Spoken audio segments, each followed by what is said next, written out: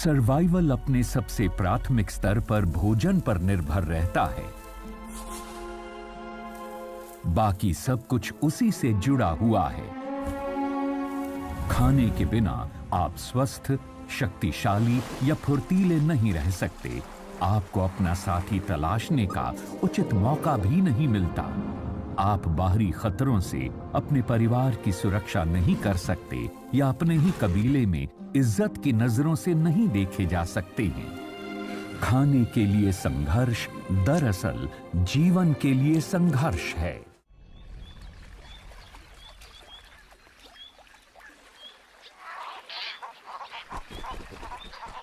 Danube delta में खाने के लिए होती खूंखार झड़प का एक दृश्य।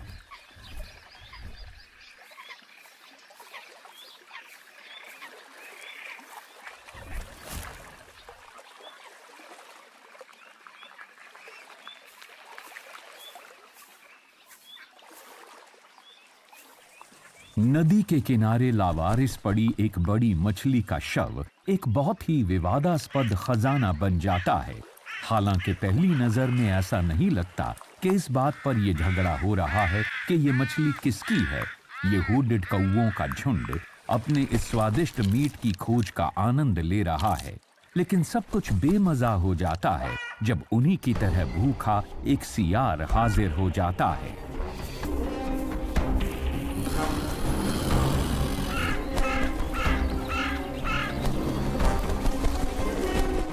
सियार चालबाजी के साथ उनके खजाने को हथिया लेता है और वो कुछ नहीं कर पाते। लेकिन ये तो इस भिड़ंत की अभी शुरुआत ही हुई है। सियार अपने इस खजाने के साथ ऐसी जगह आ जाता है जहां वो इसे अकेले में खा सके। लेकिन यहां और भी संभावित खाने वाले मौजूद हैं जिनका ध्यान इस खलबली से आकर्षित हो गया है। विशाल व्हाइट टेल्ड ईगल्स को भी इसमें से हिस्सा चाहिए। और इतने बड़े शिकारी भूख लगने पर बहुत ज्यादा हिंसक हो जाते हैं।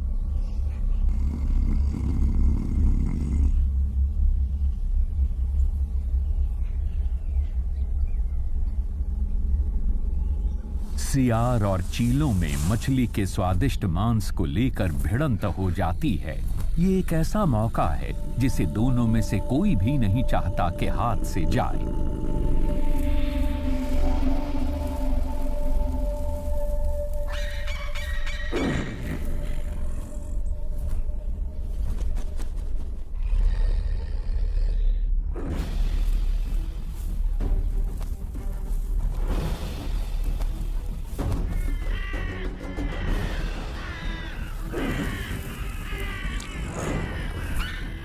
नुकीले दांत, चोंच और पंजों की ये एक तरह की तलवारबाजी है। ऐसा लगता है कि इन बड़ी चीलों का कब्जा हो गया, लेकिन सियार भी डर कर इतनी जल्दी हार मानने वाला नहीं। वो अपने लुटे हुए धन को वापस पाने के लिए लगातार झपट्टा मारता रहता है।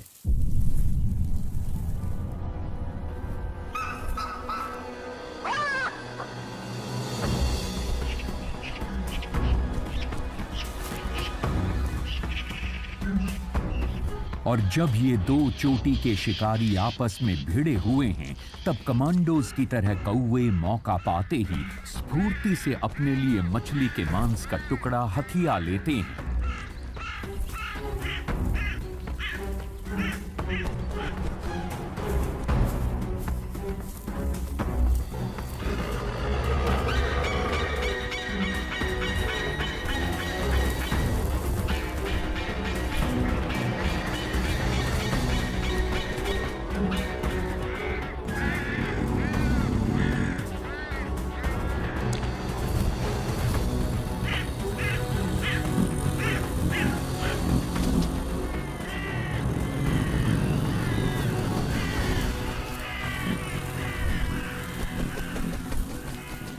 भोजन के लिए ये कभी न खत्म होने वाली लड़ाई है, जिसमें प्रत्येक लड़ने वाले के बल और दृढ़ता की परीक्षा होती है।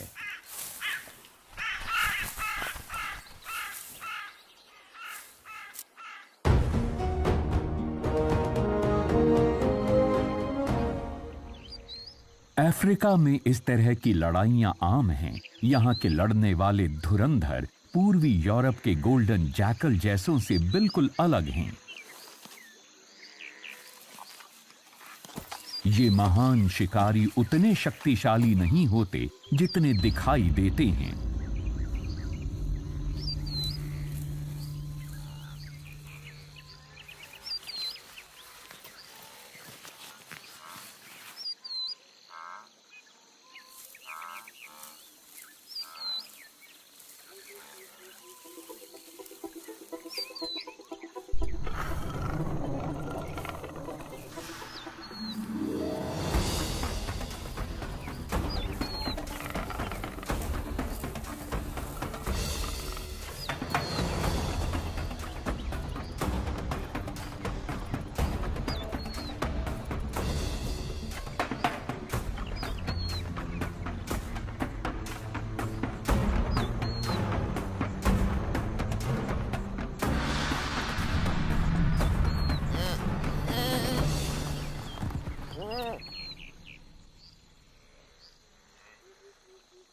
इतनी चकित कर देने वाली रफ्तार और फुर्ती के साथ शिकार करके चीता थक जाते हैं, पर उन्हें अपना शिकार मिल गया है।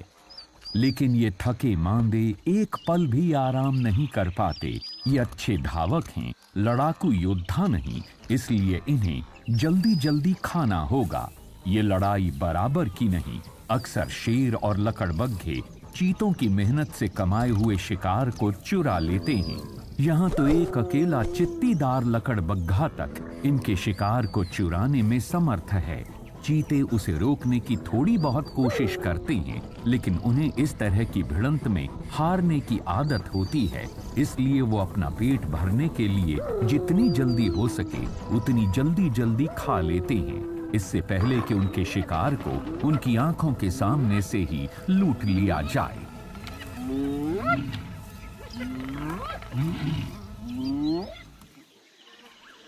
लेकिन शेरनियां अपना भोजन बिल्कुल अलग तरह से करती हैं।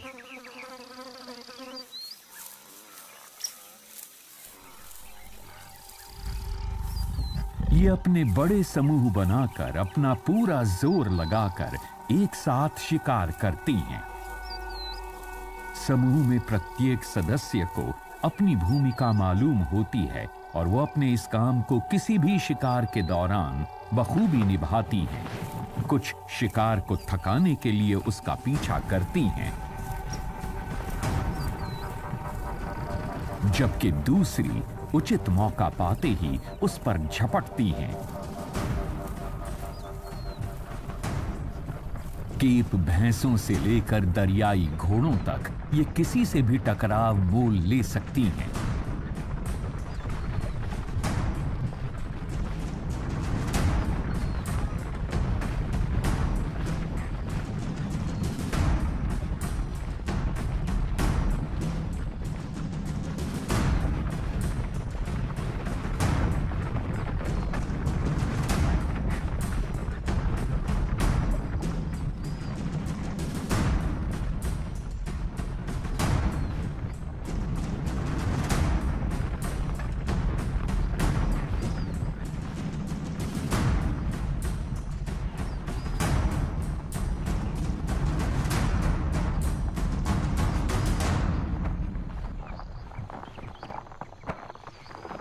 लेकिन जब शिकार मिल जाता है तब इन्हें एक और लड़ाई का सामना करना पड़ता है। पास में ही घात लगाए बैठे लकड़बग्घे, कोई अकेला लकड़बग्घा इनके सामने टिक नहीं पाता, लेकिन भूखे लकड़बग्घों के इस दस्ते का सामना करना बिल्कुल अलग ही बात है। दुनिया में इनके आकार के जितने भी जानवर हैं, उनके मुकाबले में इनके जबड़े सबसे अधिक मजबूत होते हैं और उनके साथ जुड़ी होती है इनकी भयंकर उग्रता।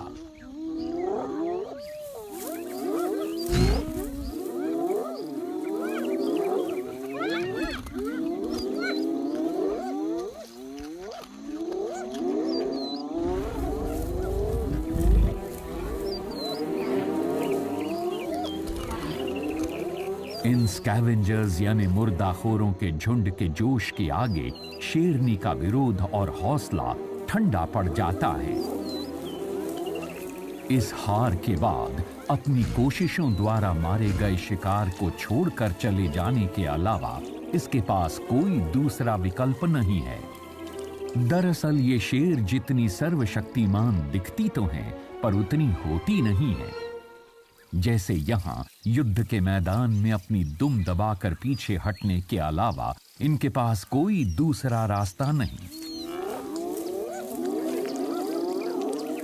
पर इस सब के बावजूद ये खेल अभी खत्म नहीं हुआ है, क्योंकि वो एक जानवर जिससे लकड़बग्घे भी डरते हैं, वो है एक नाराज नर शेर। और ये अपनी पूरी युद्ध की तैयारी के साथ आ रहा है।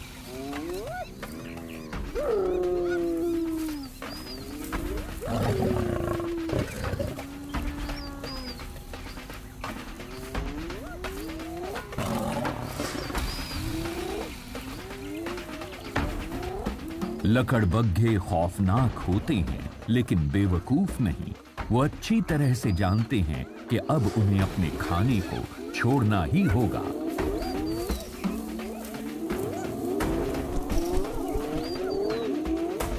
शेर को इस टकराव में जीतने के लिए सिर्फ अपनी जोरदार दहाड़ की जरूरत होगी, और फिर बिना किसी भी तरह के भय के वो बहुत आसानी के साथ सफल हो जाता है।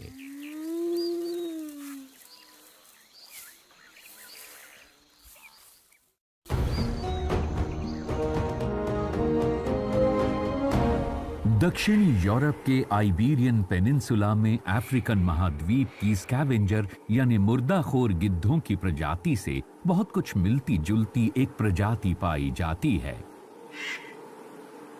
ग्रिफिन और यूरेशियन काले गिद्ध बहुत लंबे समय से पर्यावरण में पाए जाने वाले उन तमाम सेनानुमा झुंडों के सक्षम प्राणियों की तरह हैं, जो केवल अच्छी तरह से संरक्षित जंगली इलाकों में सरवाइव करते हैं। गिद्ध हर जगह केवल झुंडों में रहते हैं। वो एक साथ खाने की खोज करते हैं, एक साथ खाते हैं और प्रजनन करते हैं। लेकिन इनके इस सामाजिक आचरण को दोस्ती मत समझिएगा। ये हमेशा लड़ने को तैयार रहते हैं, खास तौर पर जब खाने का समय होता है। गिद्धों की जंगलों, पहाड़ों और मैदानों पर एक खास भूमिका रहती है। ये यहाँ पर पड़े हुए मृत जानवरों के शवों को खाकर इनकी सफाई करते रहते हैं। जब भी कोई शव दिखाई देता है तो मुठभेड़ शुरू हो जाती है।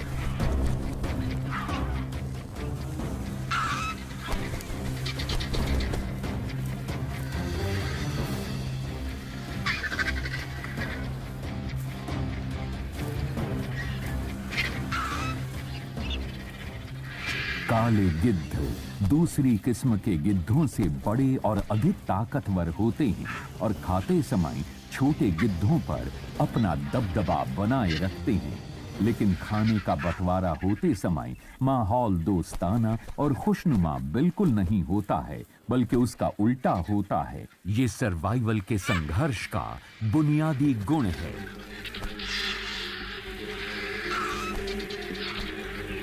काले गिद्ध की चोंच ज्यादा मजबूत होती है, इसलिए जब ये शव की खाल में नोचकर छेद कर चुके होते हैं, उसके बाद ही ग्रिफिन गिद्ध भीतर के मांस तक पहुंच पाते हैं।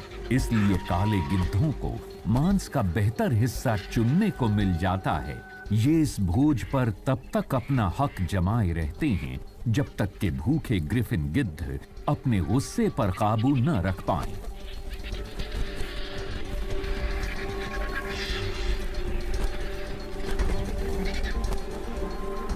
देखने में इस दावत में बहुत अफरा तफरी दिखाई देती है, लेकिन इनके भोजन करने में एक व्यवस्था है। जो सबसे अधिक भूखा है वही अपने खतरनाक पंजों और अपनी गर्दन को आगे बढ़ाता हुआ सबसे अधिक उग्र है। जो सबसे अधिक भूखा होता है वही अपनी उग्रता की बदौलत दूसरों को धकेलता हुआ सबसे पहले अपना पेट भरने तक खाता रहता है। भरा हुआ पेट उग्रता को शांत कर देता है। लेकिन सभी योद्धा मांसभक्षी नहीं होते।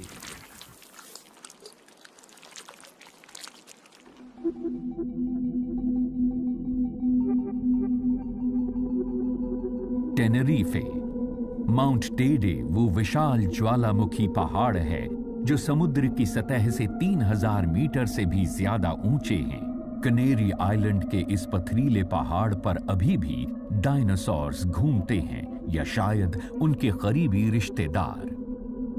विशाल छिपकलियां अपनी डरावनी शक्ल सूरत के साथ अपने क्षेत्र में गश्त करती रहती हैं।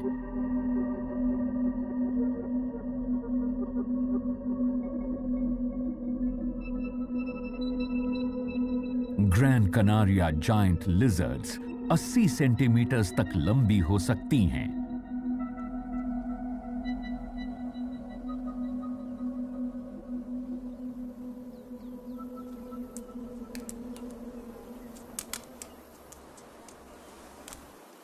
अपनी इस डरावनी और प्राचीन शक्ल सूरत के बावजूद ये अधिकतर शुद्ध शाकाहारी ही होती हैं।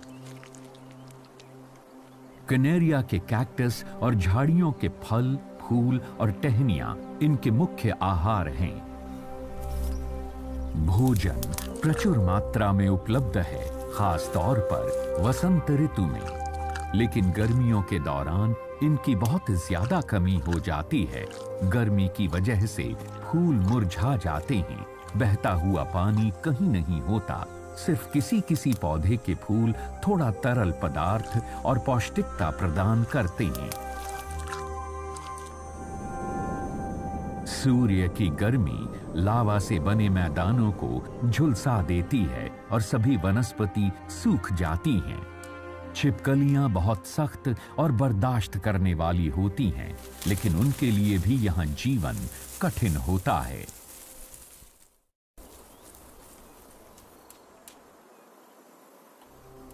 जब राहें सख्त हों, तब सख्त राही और भी दृढ़ हो जाती हैं। ऐसे में जब साधनों की कमी हो जाती है, तब इनमें नमी देने वाले गूदेदार फलों के लिए लड़ाई शुरू हो जाती है।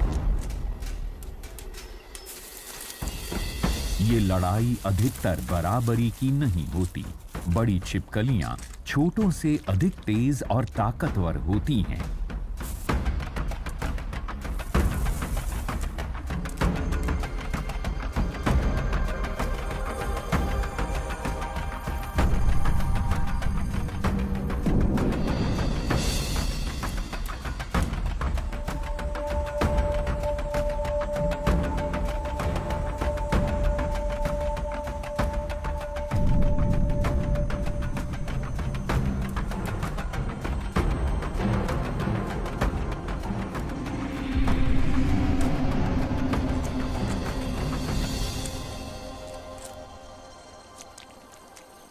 जीतने वाली बड़ी छिपकलियां खाने की खोज में दूर दूर तक चली जाती हैं और उन्हीं के साथ पौधों के बीज भी बहुत बड़े इलाके में फैलते जाते हैं।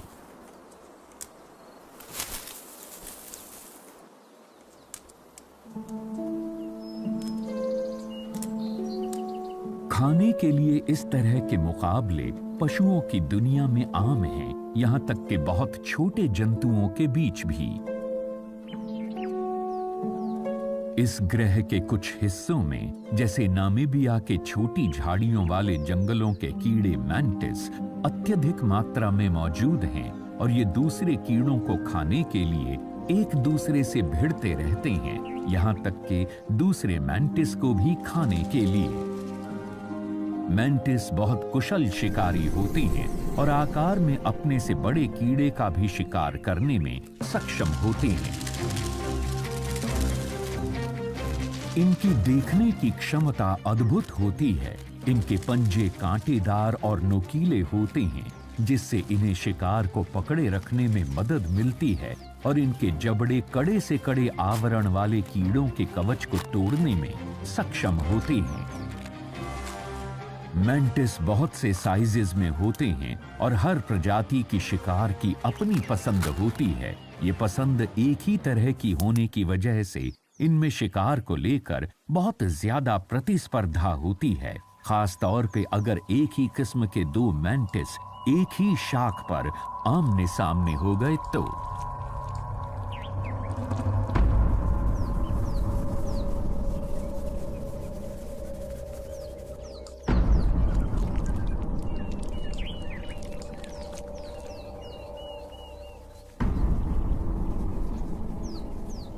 ये बहुत ही तनावपूर्ण पल है।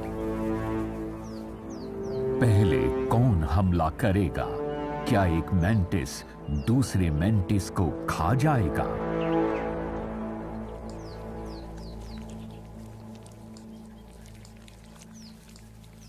लेकिन यूरोपियन या प्रेइंग मैंटिस के बीच एक नियम चलता है, वो एक दूसरे से कभी नहीं लड़ेंगे या मारेंगे। उसकी जगह लंबे समय तक एक अजीब सी प्रतियोगिता शुरू कर देते हैं।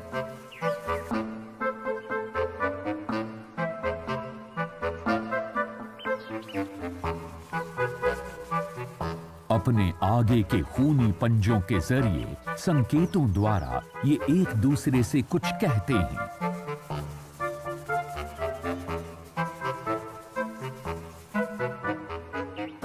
हाव भाव और इशारों द्वारा एक दूसरे को डराने की चेष्टा करते करते ही ये मुकाबला खत्म हो जाता है और दोनों बिना किसी को नुकसान पहुंचाए अपने अपने रास्ते चल देते हैं।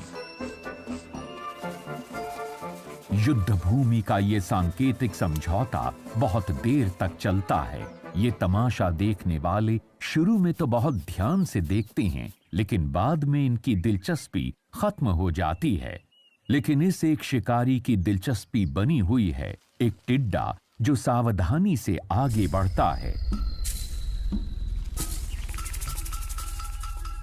इस तरह ये इशारों की लड़ाई खत्म हो जाती है और दोनों लड़ाकू शांति के साथ अलग हो जाते हैं। उनमें से एक दूसरे की जीत का ऐलान करते हुए पास की ही डाल पर चला जाता है। लेकिन इस सागा पेडो प्रजाति के टिड्डे को इस लड़ाई से कोई लेना देना नहीं। ये बहुत ही भयानक शिकारी है जो जीते हुए मेंटिस पर हमले की तैयारी कर रहा है।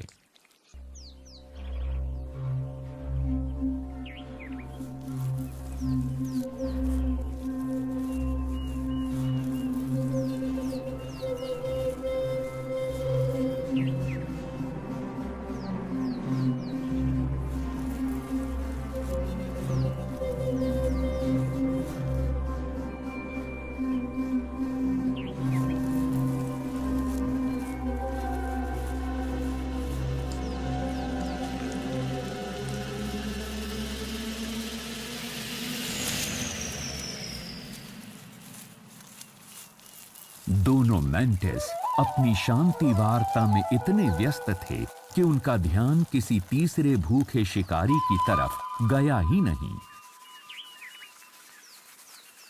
सागा पेडो कोई भी मौका चूकता नहीं।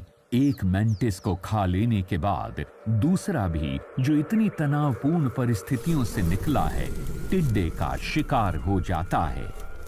एक अजीब सी विडंबना है कि दोनों मैंटिस उस वक्त शिकार बन गए जब वो आपस में उस क्षेत्र के लिए लड़ रहे थे जहां उन्हें खाना मिलता था।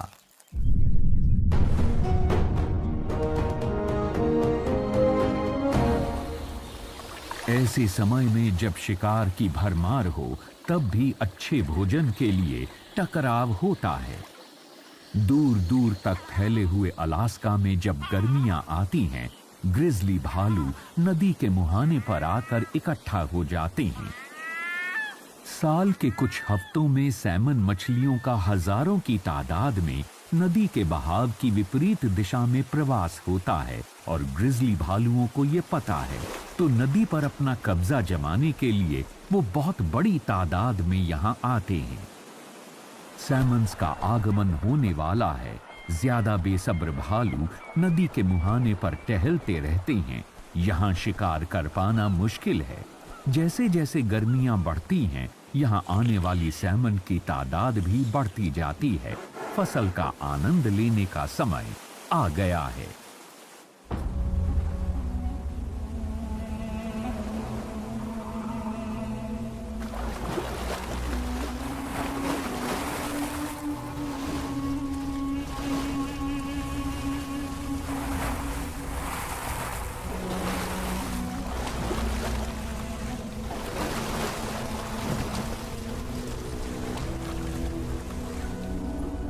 अधिक तजुर्बेकार भालू एक के बाद एक सैमन पकड़ते ही जाते हैं और उनके सबसे ज्यादा चर्बी वाले हिस्से को खाने लगते हैं। इससे उन्हें खुद के वजन को बढ़ाने में मदद मिलती है, जिससे वो आने वाले जाड़ों का सामना कर सकें। इस मछलियों की दावत का कुछ दूसरी प्रजातियां भी फायदा उठाती हैं। जो बचे खुचे मछली के टुकड़े नदी के किनारे जमा होते हैं, सीगल्स उनसे अपना गुजारा करती हैं। जब तक यहाँ सबके लिए भोजन की अधिकता है, तब तक तो सब कुछ शांत है, शायद।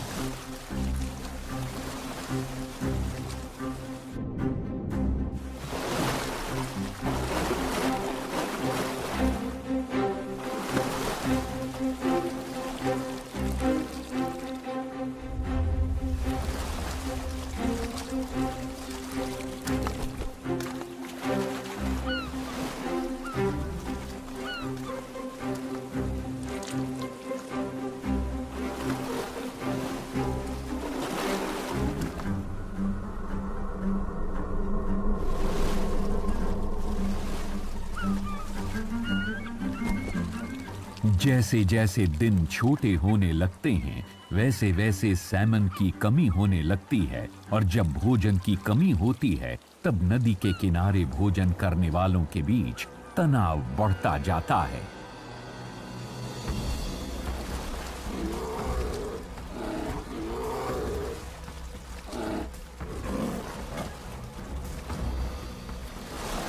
अब सिर्फ ताकत और बड़े डील डॉल वाले की ही जीत होगी। सबसे बड़े भालुओं का अब आमने सामने का टकराव है। ये एक खुला मुकाबला है, जिसमें भालू एक दूसरे को यहां से भगाना चाहते हैं।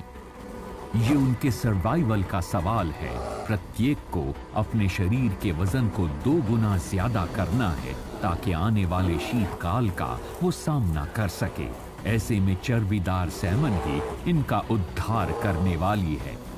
इस लड़ाई में किसी की मौत नहीं होती। ज्यादा शक्तिशाली और आक्रामक भालू अपना दबदबा दूसरे तरीकों से जाहिर करते हैं, और अब ठंड का मौसम आने वाला है, इसलिए कम ताकतवर और छोटे भालू अपनी हार स्वीकार कर लेते हैं, क्योंकि जाड़ा अपने साथ बहुत ही कठोर परिस्थितियां लेकर आता है।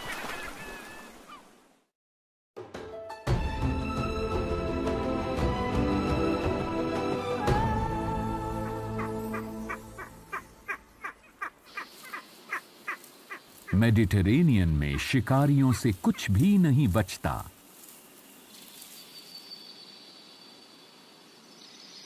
सियरा स्टेकासोला में स्पेनिश इंपीरियल चील शिकार की खोज में अपने दिन की शुरुआत करती है। वो आकाश में उड़ते हुए अपने क्षेत्र का मुआयना करती है। अपनी असाधारण देखने की क्षमता से वो जमीन पर जंगल के जानवरों को देखने में सक्षम है।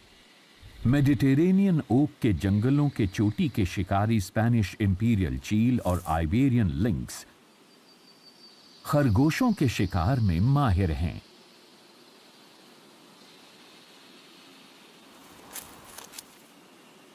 ये छोटा मुलायम रोईदार स्तनपाई उनके भोजन का मुख्य हिस्सा है।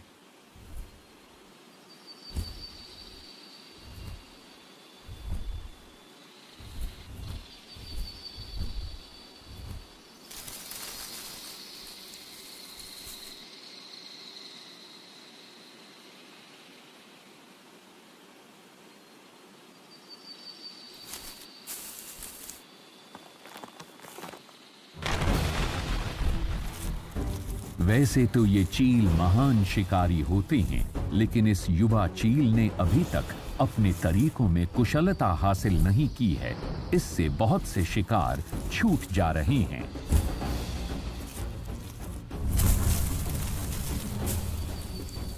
खरगोश अक्सर अपने शिकारियों के पंजों, चोंच और जबड़ों को चकमा दे देते हैं, लेकिन देर सवेर शिकारी कामयाब हो ही जाते हैं। जहां ये भूखी युवा चील अपने शिकार को पकड़ने के लिए जूझ रही है, वहीं दूसरी ओर एक वयस्क चील अपने रोज के भोजन को दबोच चुकी है। वो उसका आनंद ले रही है।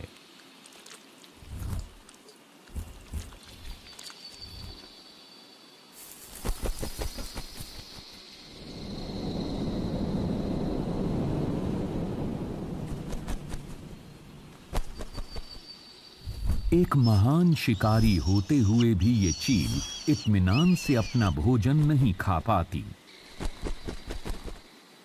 दक्षिण में जाड़े का मौसम बहुत कठोर होता है और ऐसे में सभी जानवरों के लिए भूख बर्दाश्त कर पाना मुश्किल हो जाता है। लाल चीलों ने इसके लिए एक तरकीब विकसित कर ली है, एक समूह में काम करने की तरकीब। छोटी शिकारी चिड़ियों के हल्ले गुल्ले के बावजूद चील अपना भोजन करती रहती है। भोजन के वक्त चारों तरफ इस तरह का शोर शराबा अपने दिमाग को शांत रखने की एक परीक्षा होती है।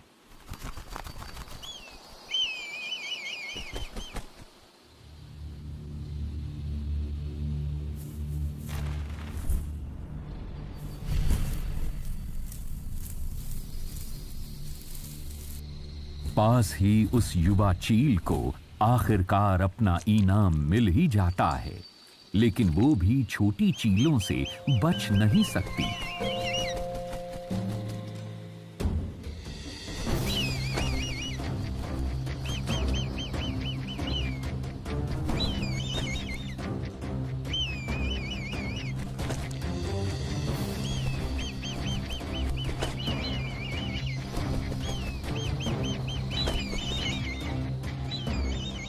उसका भाई भी चोरी करने के लिए उसके पास आ जाता है।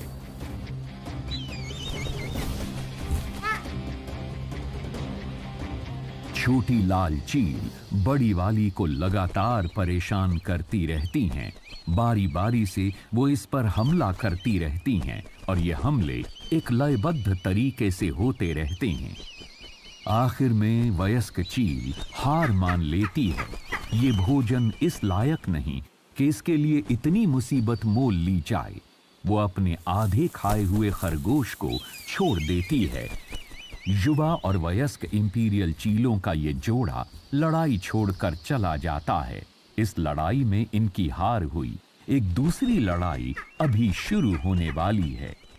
यहाँ चीलों की सहयोग की भावना अब खत्म हो चुकी है। इस दल को लुटे हुए धन को बराबर हिस्सों में बांटना है, लेकिन ये काम इतना आसान नहीं लगता। ये एक दूसरे के साथ वही व्यवहार करने लगते हैं जो इन्होंने बड़ी चील के साथ किया था। चीलों की लगातार चलने वाली लड़ाइयां थका देने वाली होती हैं, लेकिन अपने शरीर और आवाज से मुकाबला करते हुए, खरगोश के छोड़े हुए मांस का बंटवारा करते हुए ये शीतकाल बिता देती हैं।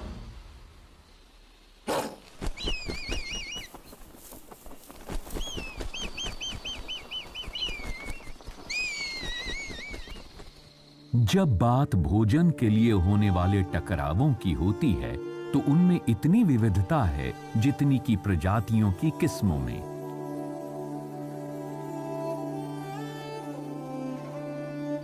सूखे निर्जन स्थानों पर सौंदर्य खोजने वालों के लिए एक जगह है एटाकामा का रेगिस्तान।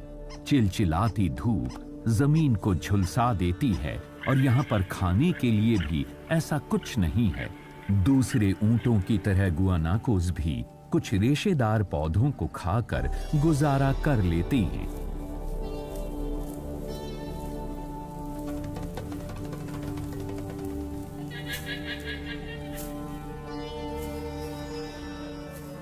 इस इलाके का सख्त मौसम जानवरों की बलि मांगता है।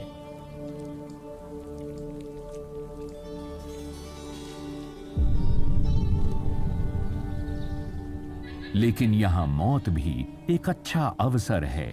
गुआनाको का सूखा हुआ कंकाल भी मौका परस्तों के लिए दावत का सामान हो सकता है। कुलपेयो या एंडियन लोमड़ी ये दुनिया के सबसे सूखे रेगिस्तान में रहकर शिकार करती हैं। ये खाने के लिए कीड़े मकोड़े, फल और जानवरों के शव खोजती रहती हैं। हालांकि ये खुद भी शिकार कर सकती हैं, लेकिन इनमें से ज्यादातर मुर्दाखोर ही बनी रहती हैं।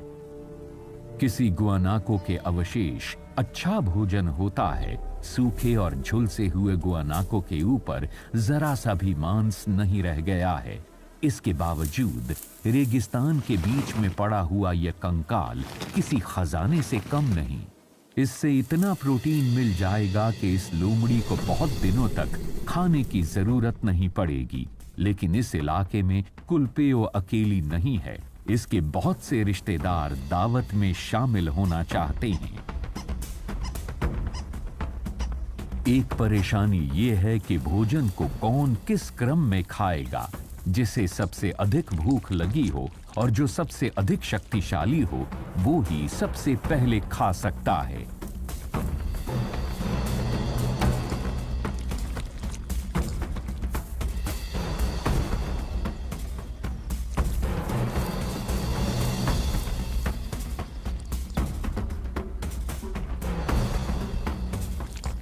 ये नियम कि जिसने पहले ढूंढा है वो ही पहले खाएगा को दर्शाता तो है, लेकिन उसके पास लोमड़ियों से इसकी सुरक्षा के अलावा कोई दूसरा रास्ता नहीं है।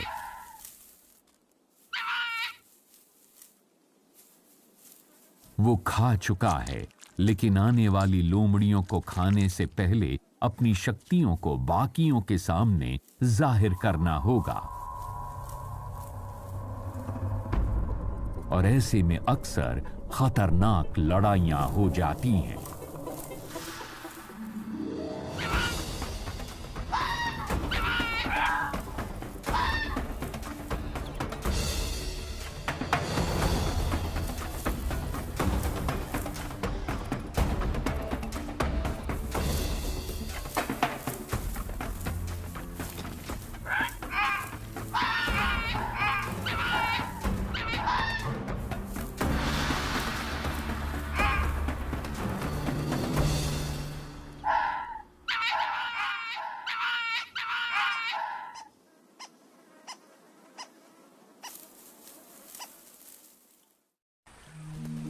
एंडीज की दूसरी तरफ घने अमेज़न क्षेत्र में खाद्य सामग्री भरपूर मात्रा में उपलब्ध है।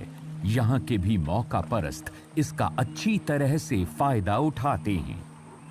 ब्राजील के जंगलों में जैगुआर का राज चलता है। हर हफ्ते 2 या 3 बड़े जानवर इस शक्तिशाली बिल्ली की भेंट चढ़ते हैं। आज इसका शिकार एक केमन है। अगर वो बड़ा हुआ तो कुछ दिनों के लिए ये इस जैगुआर के लिए पर्याप्त होगा। जैगुआर उतना ही खाता है जितना उसको जीवित रखने के लिए जरूरी हो। इसकी वजह से इसकी ऊर्जा बची रहती है और इसके क्षेत्र के शिकार भी बचे पौधों के बीच छिपाकर आराम करने चला जाता है।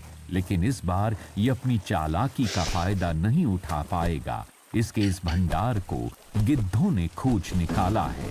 जहां केमन का बचा हुआ शव का हिस्सा पड़ा था, वो अब एक जंग का दूसरे से निर्मम तरीके से भिड़ जाते हैं। ये हलचल दूसरे और भी ज्यादा ताकतवर मौका परस्तों को आकर्षित करती है। कैराकरैस को इस झगड़े में हिस्सा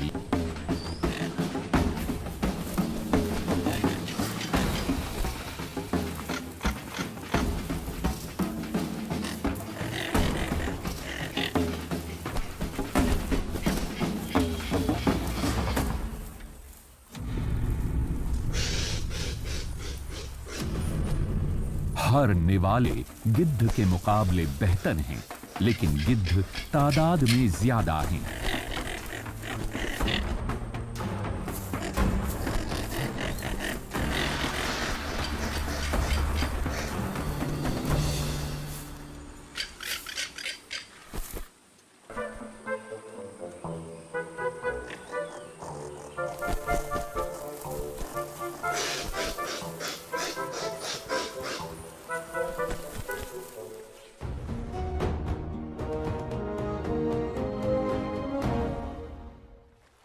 पास ही जंगल की एक छोटी नदी में केकड़ा खाने वाले रकून्स अपने संघर्ष में जुटे हुए हैं।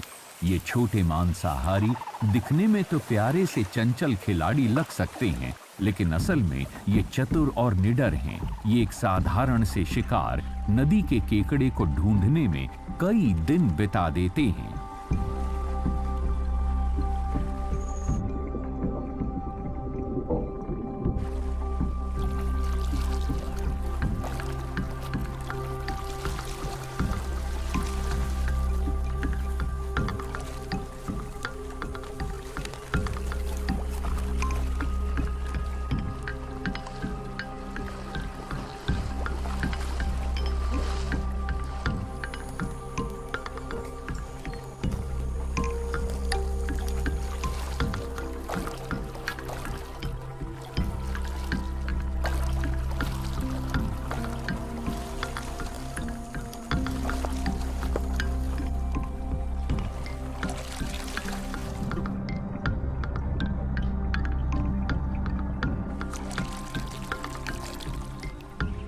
लेकिन जब भी एक मिल जाए तब इन्हें बहुत चौकन्ना रहना पड़ता है। अगर केकड़े को सावधानी से न संभाला गया तो उसके कवच के पंजे बहुत बुरी तरह से घायल कर सकते हैं। रकून्स अपने हाथों के कौशल के लिए जाने जाते हैं। ये केकड़े को पत्थर से टकरा टकरा कर घायल कर देते हैं और बिना खुद को कोई नुकसान पहुंचाए स्वादिष्ट केकड़े का आनंद लेते हैं।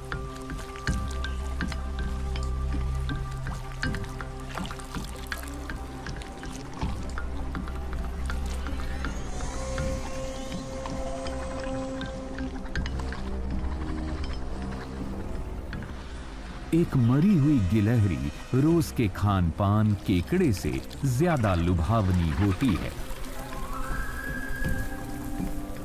लेकिन परेशानी ये है कि परिवार के सभी सदस्य ऐसा ही सोचते हैं।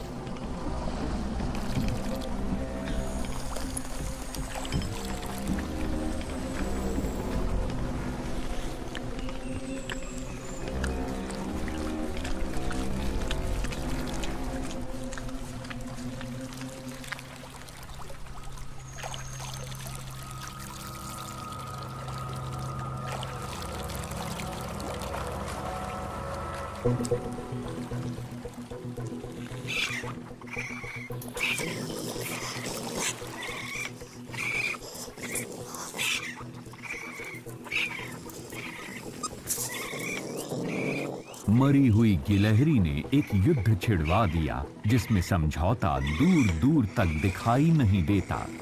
दिखने में तो ये बहुत प्रचंड लड़ाई है, लेकिन इसमें रक्तपात नहीं होता। गिलहरी के मांस को खाने के बाद जितनी ऊर्जा इन्हें मिलेगी, शायद उससे कहीं ज्यादा ऊर्जा ये इस लड़ाई में चरके होंगे। लेकिन एक बार लड़ाई जोर पकड़ ले, फिर दोनों में से कोई भी पीछे नहीं हटना चाहेगा। ऐसी प्रतिस्पर्धा बहुत खतरनाक हो सकती है। हर आने वाले दिन का मतलब होता है स्वयं और परिवार के भोजन के लिए संघर्ष, और ये चलता रहता है।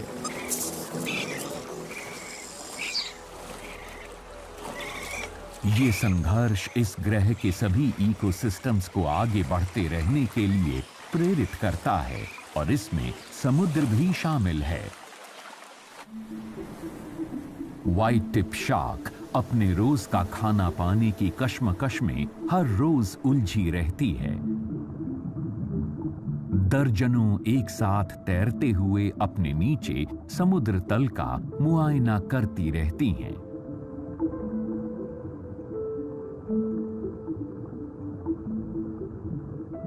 भेड़ियों के झुंड की तरह है। कोरल्स में गश्त लगाते हुए अगर किसी एक ने मछली पकड़ ली, उसके बाद सहयोग एक विवाद में बदल जाता है। इस तरह के क्रूर मुकाबले प्रतीक हैं उन अप्रिय तरीकों के जिनके जरिए भोजन और सर्वाइवल के लिए जंग होती है।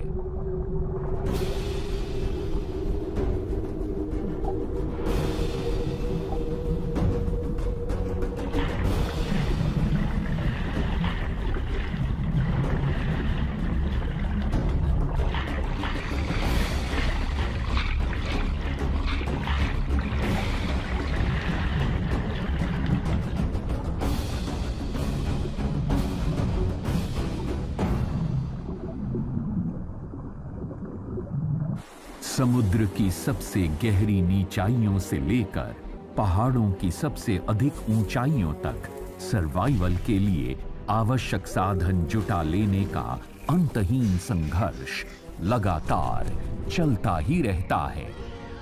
इस ग्रह पर मौजूद हर जीवित जंतु अपने भोजन के हक की अनादिकाल से चली आ रही लड़ाई में लिप्त है।